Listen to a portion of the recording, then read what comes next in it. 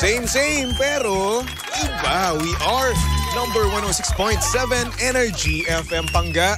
Huwag mo sabihing radyo. Sabihin mo. Energy! Good morning, Luzon, Visayas at Mindanao, Metro and Mega Manila. Siyempre, good morning din sa napakaganda, napaka-sexy ang reyna ng radyo. Uy, may mga magre-react ko talaga. O bakit? Okay lang yung... Ako nag-claim nun. Okay na maganda at sexy. Hindi, gusto ko yun. Carry na yun. DJ Lindsay, good morning. Good morning sa napaka-pogi, napaka-cute, napaka-clean na DJ sa umaga. Yan ang sinasabi ko sa'yo. In fairness, bagay sa'yo talaga yung clean cut. Talaga ba? Medyo medyo naiksian niya ako. Hindi. Sa gilid? Bagay sa'yo. Talaga ba? O ano lang talaga, may appreciation lang talaga ako sa mga lalaking malinis tingnan. Malinis naman talaga ako At malinis tingnan. Okay. Buti naman malinaw, no? Basta ako, ang sabi ko lang, malinis tingnan. Ewan ko lang kung talagang malinis ka. Grabe naman to. Sinisiraan mo na naman ako. Hindi kita sinisiraan. Alam mo, kada umaga na lang, lagi mo akong sinisiraan sa mga pangga natin. Bakit? Paano naging paninira yun? Alam mo, ikaw mismo ang sumisira ng pangalan ko. Ikaw mismo ang dahilan kung bakit wala akong girlfriend. Ito na naman po tayo, mga kaibigan. Sige, anong parte yung paninira doon? Sabi mo, mabaho ako. Hoy! Wala akong sinabi. Napakasinungaling mo talaga. Di ba? Uy, pero ang ganda mo ngayon. Hoy, ang gwapo mo din ngayon. Sige, magbulahan pa tayo, ha? Hindi. Ganyan talaga pag umaga dapat, syempre, affirmation. Positive affirmations tayo. At syempre, good news pa rin, no? Wag mo natin sabihin. Good news. Ano ba yung good news? Alam nyo, kilig na kilig sito. Kaninang umaga, in fairness, ganun yung magagandang message, Toby. Yung mula talaga sa puso. Hindi yung talagang pilit na pilit ka lang. Anong pilit na pilit? Ano yung unang message ko sa'yo? Hindi pilit yun. Pilit yun. Hindi. Walang Buti nga ngayon nag-message ako sa'yo ngayong umaga, di ba? Buti naman hindi ka lang nag-react, no? Hindi ka nag-react ng haha. Nag-react ako na. Nag-reply ka naman.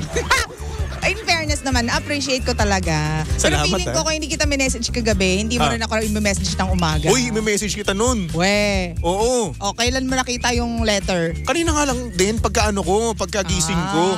Alam mo, eto, napaka-ano talaga ng tingin sa akin nito. Parang walang ka-effort ako sa katawan. Ganun ba? Medyo, tamad ka kasi. Tamad ako, pero kapag proud na proud ako sa isang tao, sinasabi ko yun. Thank you, Sir Merch. In fairness naman, thank you. Thank you. So, alam na this. Matutuwa yung nanay at tatay ko. Thank you. Pwede naman nga. Yan, sinasabi ko sa iyo. Napilitan. Pwede naman. Excited na ako sa libre mo. Sige. Kailan ba? Bukas. Ikaw naman yung wala namang oras dyan eh. Ano ba? Alam mo, kapag magkakaroon ako or iniisip ko ng mag-leave, no? Parang pinipigilan ako ng pagkakataon eh. Dahil parang bago ako mag-leave, no? Bago ko maramdaman yung leave na yun, yung vacation leave na yun, parang dadaan muna ako sa butas ng karayom. Ang dami mo munang tatapusin. Kasi kapag nakamiss ka ng isang araw, ang dami nang tatambak ng trabaho kay Toby. Kaya ayun, di ba? Bago ako magpahinga-pahinga, no? Talaga dadaan muna talaga ako sa butas ng napakaliit na karayom. Mahilig ka naman sa mga butas, di ba? Siyempre naman. Siyempre ibang butas yun. Hindi, wala lang. Dapat masanay ka na kasi ganyan talagang adulthood. Yes, ang hirap, no? Alam mo, gusto ko na lang maging forever young. Forever bata. Kung pwede nga lang din. Yung tipong estudyante ka, kahit di ka pumasok ng eskwelahan, may pera ka, may allowance ka. Seryoso? Oo. Gusto mong bumalik sa pagka-estudyante? Oo naman. Pero hindi yung ako yung magbabayad ng tuition ko. Yung bata pa rin ako, like elementary. Yung walang iniisip na kahit anong stress. Kasi dati iniisip ko, gusto ko na magtrabaho eh. Gusto ko na kumita ng pera, gusto ko na magtrabaho kasi gusto ko ayoko na mag-aral nun eh. Oo. Ngayon baliktad tamad naman. Na ako nun. Pero ngayon baliktad na. Oo. Gusto mo naman na mag-aral na lang para walang stress. Alam mo, hindi ako naniniwala dahil sa mga matatanda kapag sinasabi nila na kapag tumanda ka, gugustuhin mo na ulit maging estudyante. Hindi ako naniniwala doon dati. Pero ngayon naniniwala na ako. Totoo pala. Pero alam mo, napag-usapan namin yun ng kapatid ko nung isang araw. Sabi niya nga din, ganyan, pareho kayo ng hinaing sa buhay. Gusto niya na lang daw maging estudyante ulit. Sabi ko, ako ayoko. Bakit? Kasi kapag estudyante ka, no offense meant sa mga estudyante, I'm sure makakagraduate din kayo dahil may experience rin yung adulthood. Pero kasi kapag estudyante ka, kumbaga naka-box ka lang na ito lang gagawin mo, mag-aaral ka lang, magiging matinong estudyante ka para makagraduate ka. Alam mo yun, parang routinary lang lagi yung ginagawa mo. And for so many years, ganun lang yung gagawin mo. Unlike kapag nagtatrabaho ka na, pwede kang gumawa ng kung ano ng mga bagay na gustuhin mo eh. Alam mo, kapag estudyante ka rin naman, pwede mo rin naman gawin yan eh. Pwede ka, kung ikaw ay napakatinong estudyante, yun lang talaga gagawin mo. Pero kung ikaw bulakbol, katulad ko. Hindi kasi, tingnan mo, kapag estudyante ka, you don't get to spend your own money because you don't have your own money. Nakadepende ka lang sa mga bibigay sa'yo ng parents mo. Yes, but at the same time, may pera ka pa rin. Kahit na, pero very limited. Okay lang, kaya ko naman magtipid eh. Ayoko nung nagtitipid. Sa bagay. Magastos ka nga pala. Hindi ako, pag sa sarili ko kasi, may mga pagkakataon nga na tinitipid ko. Pero pag sa pamilya naman, hindi naman. So, di ba, kung minsan ka na lang gagastos para sa sarili mo, di go mo na yan, go for gold. Actually, tama ka dyan. Yun lang yung ayoko pag estudyante ka. May point ka nga naman dyan. Hindi katulad ng kapag may trabaho ka na, you get to earn your own money and spend your own money. So, walang question sa'yo, nasaan na yung binigay ko sa'yo na allowance? Di ba? Binigyan na kita ng isang araw, ngayon bibigyan na naman kita. Ganyan. Kapag sarili mong pera, okay, gagastusin ko to ngayon, pero bukas wala na akong pera. Sige, hindi ko muna to gagastusin. Ganyan. Kaso nga lang problema mo malayo naman pa sweldo. Ayun nga. Kaso problema mo nga ngayon, ang dami mo na rin bayarin. Diba? Minsan, sa mga sinasahod natin dyan, sa mga pangga natin dyan, sapat na sapat lang yung kanilang sinasahod sa kanilang mga bills. Diba? Totoo yan. Kaya minsan yung ibang tao, hindi na sila excited sa kanilang sahod. Sa bagay. Ako hindi na. Talaga ba? Oo, actually. But, para i-contradict yung sinabi ko, on the contrary, Toby, sa panahon ngayon, kahit estudyante ka, marami ng ways of earning eh. Actually, lalong work from home. Hindi na pala, binura ko na pala yung sinabi. Ang daling kausap. Kasi may mga estudyante ngayon na habang nag-aaral, kumikita rin ng limpak-limpak na salapi. For example, kapatid ko, habang nag-aaral yun, nursing pinagmamalaki ko by the way, no? Nursing board passer, FYI lang po. Diba? Habang nag-aaral yun, habang nagtatrabaho siya, no? Tuloy-tuloy pa rin siya sa pag-aaral. Gunon kasipag ang kapatid ko. Kaya nga, buti na lang hindi nagmana sa'yo. Buti na nga lang talaga. Pero yun nga. So, ayun. Pero kung pipiliin pa rin ako, ito pa rin. Ito pa rin, no? Ito pa rin. Actually, oo. Ito naman sinasabi ko lang naman kasi to kasi syempre tayo may mga tao rin kasi na medyo umay na sa pagtatrabaho eh. Oo. Diba? Kasi syempre parang nagiging routine na eh. Trabaho, bahay. Minsan, sige, sabihin na natin kada Biyernes, aalis sila, diba? Pero ang nangyayari kasi halos araw-araw pare-parehas yung ginagawa mo. Diba? Minsan burnout lang din naman. Oo. Siguro, para i-frame yung mga sinasabi natin, just as long as you're happy with what you're doing, siguro yun yung pinaka-importante at kailangan mo i-consider yung happiness mo at kung saan ka mag-i-enjoy. Kasi alam mo, Baby Tobs, may mga tao din na kahit na nagtatrabaho na sila, hindi pa rin sila tumitigil sa pag-aaral. Oo, merong mga diba, ganun. yung nakapag na masters na, magdo-doctorate na, tapos kapag tapos na sila, mag-aaral ulit sila ng iba namang, alam mo hindi tumitigil. Bilib na bilib ako sa mga ganyang tao, diba? Minsan, meron nga ako nakilala eh. Diba? Nag-aaral siya. At the same time, nagtatrabaho siya sa gabi. Diba? Paano? Tapos mag-bar exam pa. Well, if there's a will, there's a way. Sabi nga nila. Ang malupit pa dito, nag-doctorate pa siya. Diba? How? Diba? Meron din akong kilala na nakagraduate na siya ng gantong course. Tapos nung pagka-graduate niya ng gantong course, kumuha naman siya ng gantong course. Diba? So, ang galing. Grabe yung yung persistence sa buhay, yung motivation. Siyempre, di naman basta-basta yung masteral tsaka doctorate, diba? Yan. Grabe rin naman yan. Basta-basta yan. Pero kung masipag ka kasi, yun nga wala lang yan sa'yo. So ikaw, kung papipiliin ka, magma-masteral ka at magdo-doctorate ka ba o hindi? May masters ako. Masters ka ba? Panes! Hindi ko alam. Ilang units lang yon. Masteral ka pala? Oo. Hindi ko alam. Hindi mo alam. Wala ka naman talagang alam tungkol sa akin eh. Oo nga eh. Oo nga. Who are you? Sino ka ba? May units ako ng masters. Ay, we. Oo. Hindi ko alam. Hindi ko na tinuloy dahil mas pinili ko ang tinatawag ng puso ko, which is ang radyo. Oo. Pero alam mo, if babalik ako doon sa option, doon sa time na kailangan kong mamili, siguro, magsistick ako sa pagsasabayin ko yung dalawa. Ba't ngayon hindi mo na magawa? Gagawin ko sana pero tiyatamad ako. Nahawa ka na sa akin. Hindi kasi syempre, ang dami ko na, baby Toby, para pa magpapahinga kung ganun din lang. Sa bagay. Nagtatrabaho ako, may negosyo ako. Tama ka nga naman. Pisahan pa nga ako isang negosyo ngayon. Tapos nag-host and events and VO pa ako. If there's a will, there's a way. Pwede nga din naman. Bumanda sa akin lahat ng sinabi ko. Tapos nga naman, di ba, ang downside nga lang nito, wala ka ng pahinga. Pero very important ang pahinga. Sobra. Diba? Oo, kasi meron mga tao dyan na nakakalimutan na yung pahinga di ba? Kayod ng kayod, grind ng grind, di ba? Kaso nga lang, nakalimutan nila yung kanilang health. Which is dapat hindi. Hindi talaga, Baby Tobs. Kasi para saan pa yung kayod ka ng kayod? Kung, di ba, pagdating ng panahon, magkakasakit ka dahil sa kakakayod ng kakakayod mo. Di ba? Doon lang lahat mapupunta yung mga pinaghirapan mo. Diba? Ay nako, kaya tayo mga panggana, wag tayo basta-basta kayod lang. Yes, grind is good, no? At money is good, but syempre, your health is gooder. Hoy! Huy! Diba? Importante yung health ninyo, diba?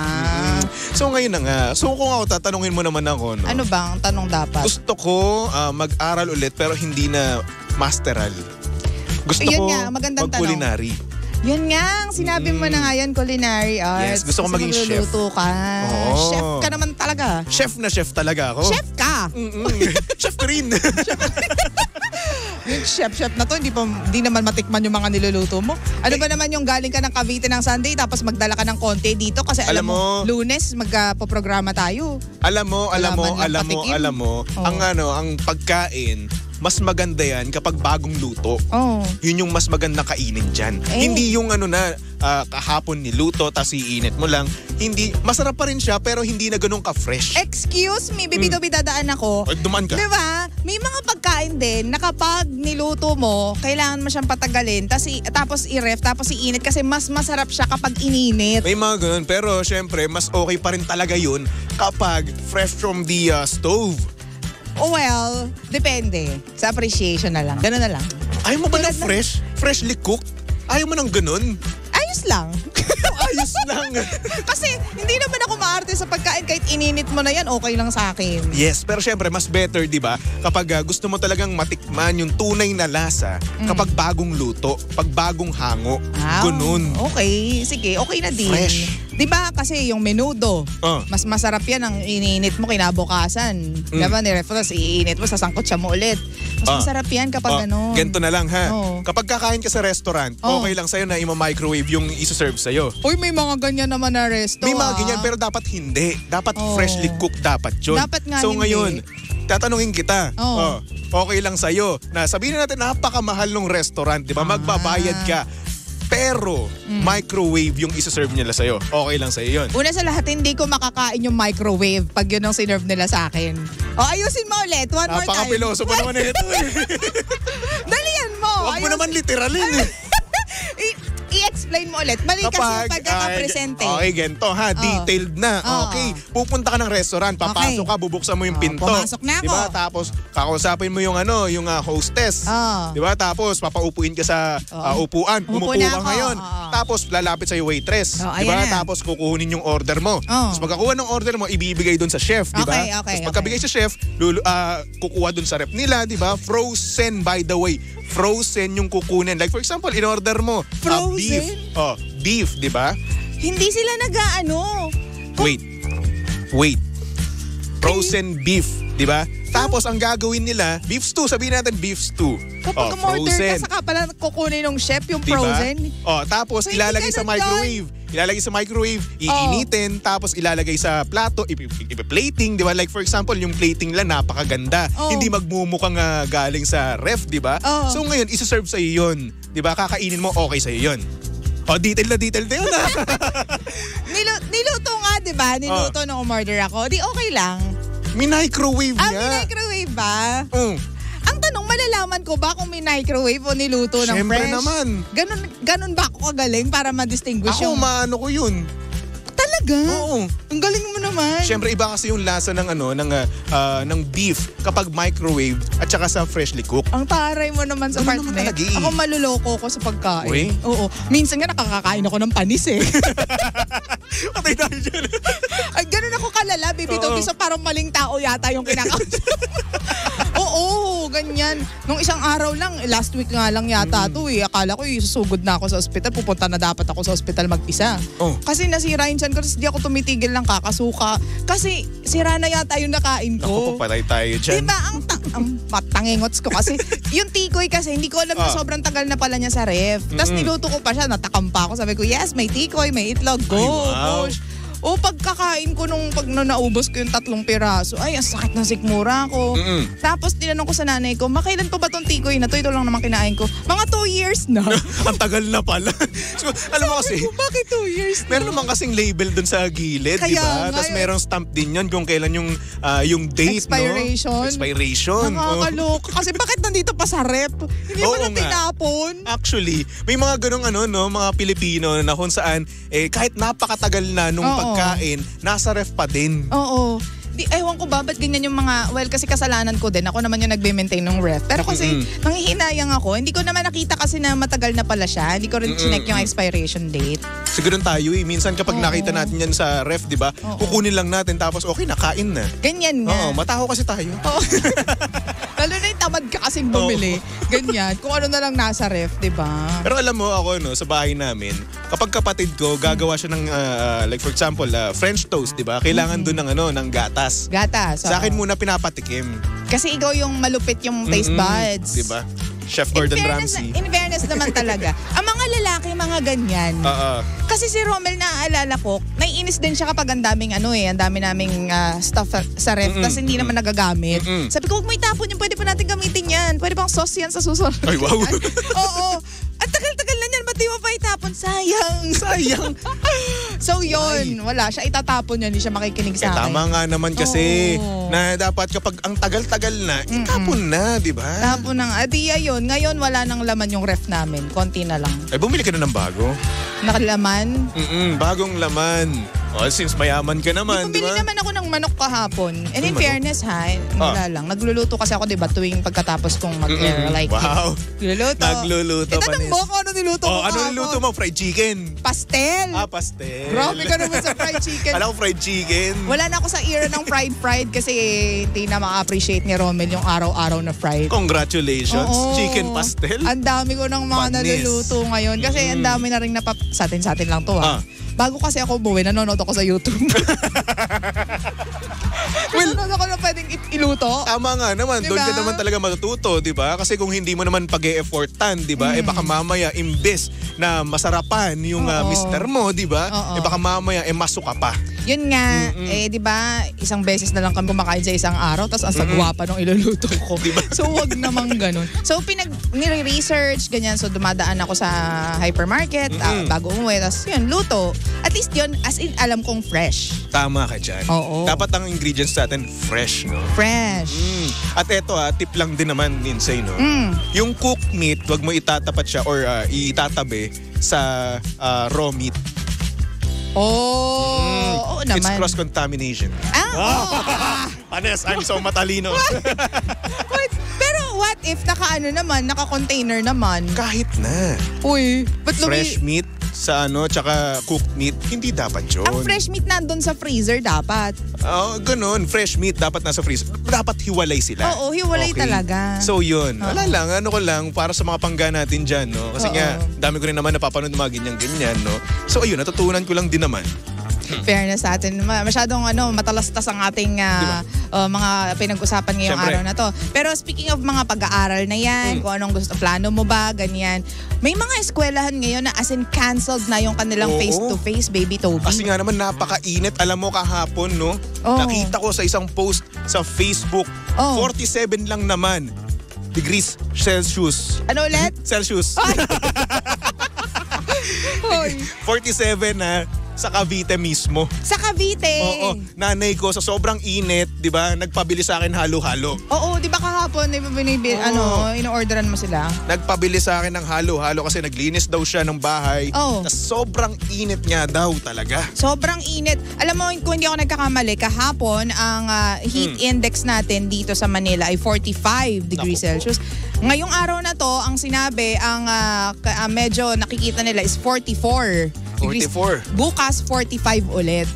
Alam mo, ang pinaka-hassle pa dito, Baby Toby, kahapon, ang init, di ba? Tanghaling tapat, nawalan ng kuryente sa Santa Mesa, di ba? Sa Buti Manila. na lang. Oo. Buti lang wala ako doon sa may Santa Mesa na yan. Oo, bakit? Madami kasing, hindi, aircon naman yung pupuntahan mo pag nagkataon doon sa ano. Alam mo ba yung sinasabi ko? Ano? Hindi mo alam yon.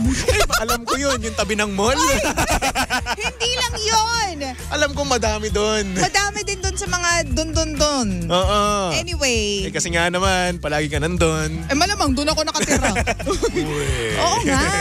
Anyway, ayun nga, 'di ba, na wala ng kuryente sa Santa Mesa. Tapos yung iba tumagal ng 1 oras daw. Yung iba naman sa area namin kasi nung nawalan talaga ng kuryente, sabi ko talaga agad kay Romel, "Uy, punta tayo doon sa mall." Ganyan, manood na lang tayo na sine, ganyan. So, alis kami. Pero ang sabi naman nung kapitbahay namin, umalis ba kayo? 15 minutes lang nawala ng kuryente. Pero kahit na, yung 15 minutes na yan, napakatagal din yan, di ba? Mainit Kasi talaga. isipin mo, sa loob ng bahay nyo, mainit. Sa labas ng bahay nyo, para magpahangin kayo, mainit pa rin yung hangin. Kasi walang hangin. Di ba? Sobrang dry. Sabihin natin kung may hangin man, ang init pa rin nung hangin na yun. Malamig pa yung hininga ko kaysa sa hangin sa labas. Tapos anong tawag dito, yun nga. So, sana naman nakikiusap tayo na sana wag itapat ng, kung mawawalan man ng kuryente, wag nyo naman itapat ng tanghaling tapat.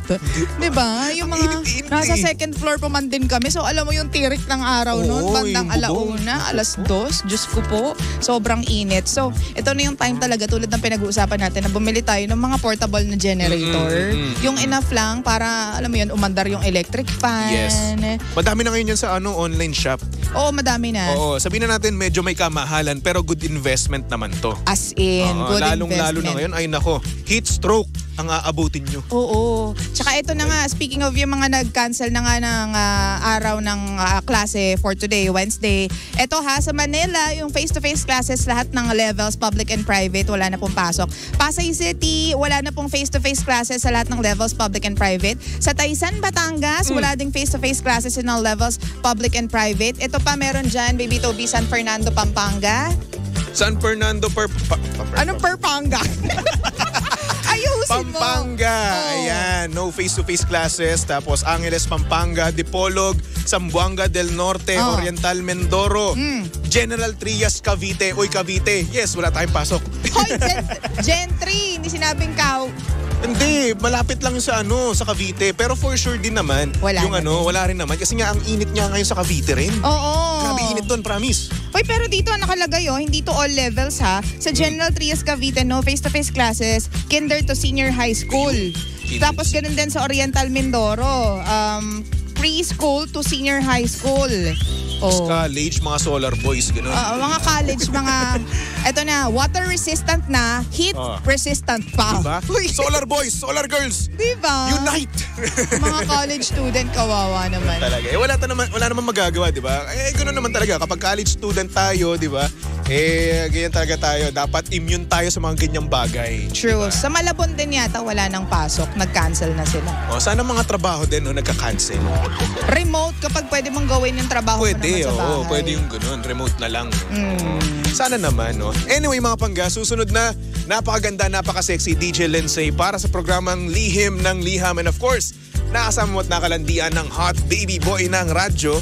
Walang iba kundi si Baby Toby. At syempre, si Baby Toby ay pwedeng yung stock at i-follow sa lahat ng kanyang social media accounts. Hanapin nyo lang, Baby Toby 1067. And at syempre, gusto ko lang sana palakpakan ang aking partner, si DJ Lindsay. Tama na, awkward na Awkward na. Hindi. Ang reyna ng radyo. Hoy, hindi. Palakpakan. Hindi. Reyna, ang dami magre-react, Toby. Wag mo ko'y pahamak. Ay nako, tumutok lang dito sa estasyong same pero iba. We are number 106.7 Energy FM Pangga. Huwag mo sabihing radyo. Sabihin mo.